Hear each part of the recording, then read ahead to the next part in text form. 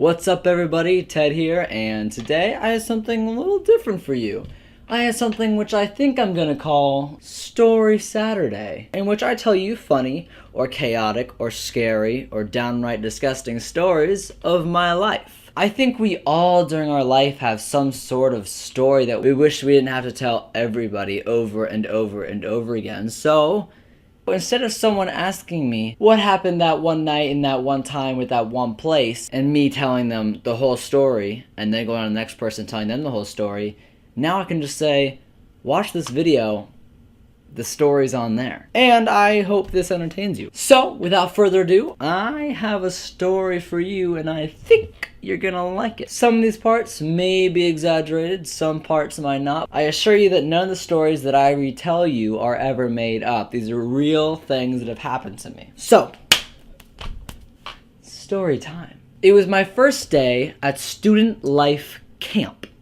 I go there with my youth group, some of my closest friends. All of us guys in the youth group, there's about 6 of us. There's 2 adult leaders and 4 students, ranging from middle school to high school. The first day we're there, we settle into our single room. Yes, that's right, 6 guys, 1 room, 1 bathroom. Gets a little stanky, but that's beside the point. Or is it? We've all settled in, put our stuff places, we put our pillows in our pillowcases, we laid our sleeping bags out, or for the creeps who just want to use the sheets that they provide, they use those sheets.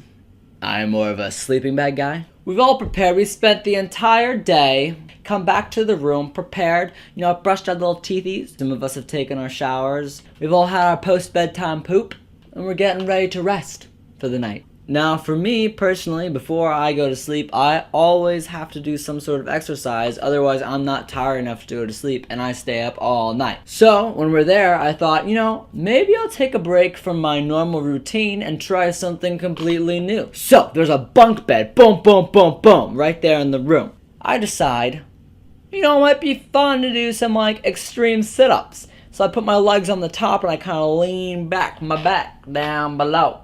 But, I need my friend to hold my feet in place. So I get him to do that. He holds my feet in place. This is after we've all gotten our jammies. I'm just in my little boxers, you know what I mean? And so I'm about to go up. I'm about to bust out these reps, you know what I mean? When all of a sudden, a black figure goes across the room. I turn and just point and my jaw drops.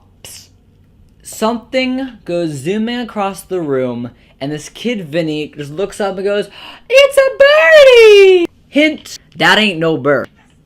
I got a text message. Back to the story. Turns out that bird was actually a freaking bat! So then all of us kind of look over at us, and the youth leader was like, "That's no bird, that's a bat!"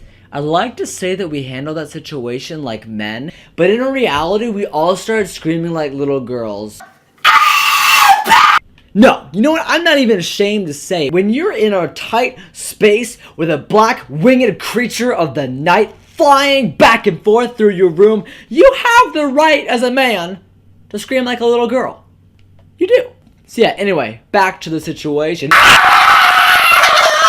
We all just start freaking out, and the leader, I'm telling you, the leader of our group tosses the buckets over his head and boom, out the door. My friend Trevor, a pretty darn good high school football player, he's a pretty big guy, hides behind the bunk beds with his phone, takes like a 6-second video of it, and in that video he's like half laughing, half crying, like Meanwhile, the bat starts getting lower and lower, and I just yell, "Hit the deck!" And we all just boom onto the ground. We're all just laying there on the ground like there's a bomb going off. I don't know what this bat was thinking, whether he was toying with us or just being downright terroristy, but as we get lower to the ground, so did he. He starts doing his strafing runs from wall to wall down to the ground right above me, and I'm like, whoa! It's crazy stuff going on right now. We're all just freaking out. Except for the one kid who was in the shower the entire time. We were laying there for probably 30 seconds, but it felt like a solid 60 seconds.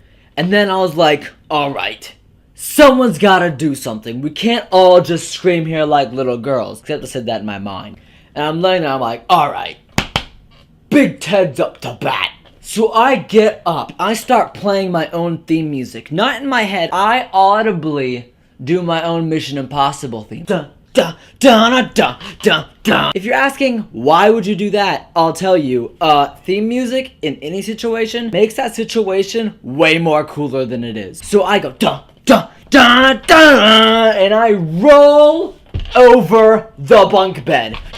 And I say, Tim, the leader, throw me a bucket. Except it wasn't nearly as smooth. It was more like, dun, dun, dun, dun, dun, dun. Tim, throw me a bucket, please. And he rolls the bucket over to me. Thank the Lord, the adult leader felt like he was safe with only 2 buckets on his head instead of 3. So he tossed me one, and I grab it, and I go, getting ready to just annihilate this bat's life from existence. And I go, boom! And I totally miss. I'm like, oh, shoot! Ah! And it goes... Well, it's more like just actually one run. But it's coming back, and I was like, alright, this time, I'm ready. I go... like, locking it in place. And I just go, ah! And I smack the bat to the ground. A little exaggerated, it was probably more like, eh! And I knock it to the ground, and it's like, partially paralyzed. Like, I don't know where I hit this bat, maybe in the central nervous system, but it's just lying there like, and I'm like, now what? I start throwing the bucket onto the ground, and it lands on top of it. I'm like, we're all just like sitting there like, what are we gonna do now? There's a bat under this bucket. Now here's the cool part. Here's the part that tickles my fancies, like right into my, like, it just tickles my interest in science. You can hear its echolocation. It's making this clicking noise, like, and it was really freaking cool, but at the same time, you don't know what that could be. Is it charging up? Is it freaking going Super Saiyan on me? Or maybe it's just like, help, help. I don't know. I'm gonna go with the first one though. So we had to get that thing out quick. And then so I swooshed the bucket off to the left and out comes a wing. And I'm like, oh my god! Now I know when I smacked that animal out of the air and paralyzed its body, that was a little violent, but I don't normally like hurting creatures. Listen, it was him or us. But when that wing came out, I was like, oh my god, I'm so sorry! So I moved the bucket over and of course, the other wing pops out the other side and I'm like, oh my god! I'm not trying to hurt you, but what are you doing? I moved the bucket back over and I've completely surrounded this poor creature inside this bucket. And I'm like, oh my.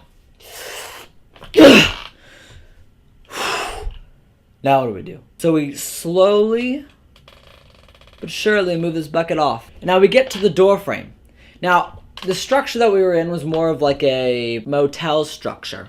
So there's carpet on one side and concrete on the outside. So of course the door frame has this little lip that you have to get over. So I was debating, I was like, do I just go really slow still and get it over this thing? But that'll leave two escapes for it. Two last minute exits for it to just fly back into the room. And I was like, no, that's not happening. But there was no other way. What must be done must be done. So I slowly push it over. And of course, out comes the bat, lands on the sidewalk, and I'm like, ah!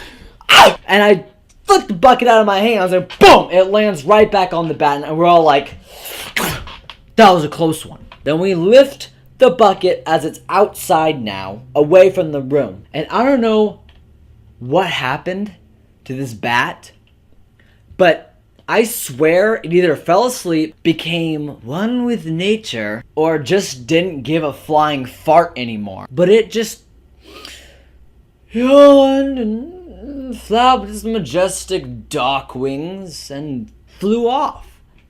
Just like that. It was done. It was so done. It was pretty much hashtag basic. It just couldn't even anymore. Shut the door. We were all just like, oh. Well, that was crazy. Now let's look at this for a second. I want to look at the character development here. I'm telling you, you don't know the true character of a person until you put them and a bat in the same space.